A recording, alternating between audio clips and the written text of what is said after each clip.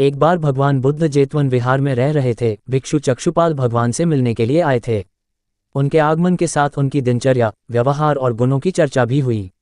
भिक्षु चक्षुपाल अंधे थे। एक दिन विहार के कुछ भिक्षुओं ने कुछ मरे हुए कीड़ों को चक्षुपाल की कुटी के बाहर पाया और उन्होंने चक्षुपाल की निंदा करनी शुरू कर दी कि उन्होंने इन जीवित प्राणियों की हत्या की। भगवान बुद्ध ने निंदा कर रहे उन भिक्षुओं को बुलाया और पूछा कि क्या तुमने भिक्षु को कीड़े मारते हुए देखा है? उन्होंने उत्तर दिया नहीं। इस पर भगवान बुद्ध ने उन साधकों से कहा कि जैसे तुमने उन्हें कीड़ों को मारते हुए नहीं देखा, वैसे ही चक्षुपाल ने भी उन्हें मरते हुए नहीं देखा और उन्होंने कीड़ों को जानबूझकर नहीं मारा है, इसलिए उनकी भर्त्सना करना उचित नहीं है।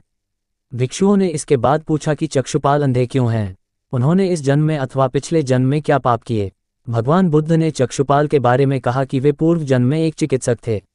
एक अंधी स्त्री ने उनसे वादा किया था कि यदि वे उसकी आंखें ठीक कर देंगे तो वह और उसका परिवार उनके दास बन जाएंगे। स्त्री की आंखें ठीक हो गईं, पर उसने दासी बनने के भय से यह मानने से इनकार कर दिया। चिकित्सक को तो पता था कि उस स्त्री की आंखें ठीक हो गई हैं। वह झूठ बोल रही है। उसे सबक सिखाने के लिए या बदला लेने के लिए चक्षुपाल ने दूसरी दवा दी। उस दवा से महिला फिर अंधी हो गई। वह कितना ही रोई पिटी, लेकिन चक्षुपाल जरा भी नहीं पसीजा। इस पाप के फलस्वरूप अगले जन्म में चिकित्सक को अंधा बनना पड़ा। तारांकन तारांकन तारांकन तारांकन तारांकन। प्रेरक कहानी 2, परिश्रम और धैर्य। एक बार भगवान बुद्ध अपने अनुयायियों के साथ किसी गांव में उपदेश देने जा रहे थे। उस गांव से पूर्वी मार्ग में उन लोगों को जगह जगह बहुत सारे गड्ढे खुदे हुए मिले।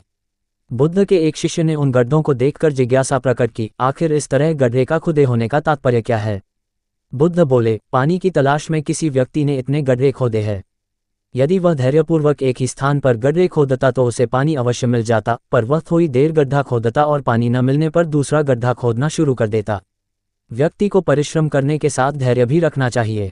तारांकन तारांकन तारांकन तारांकन तारांकन तारांकन। प्रेरक कहानी 3, अमृत की खेत। एक बार भगवान बुद्ध भिक्षा के लिए एक किसान के यहाँ पहुँचे। तथागत को भिक्षा के लिए आया देखकर किसान उपेक्षा से बोला, श्रमण मैं हल जोतता हूँ और तब खाता हूँ। तुम्हें भी हल जोतना और बीज बोना चाहिए और तब खाना खाना चाहिए। बुद्ध ने कहा, महाराज मैं भी खेती ही करता हूँ। इस पर किसान को जिज्ञासा हुई और वह बोला, मैं न तो तुम्हारे पास हल देखता हूँ, ना बैल और ना ही खेती का स्थल। तब आप कैसे कहते हैं कि आप भी खेती ही करते हो? आप कृपया अपनी खेती के संबंध में समझाएं।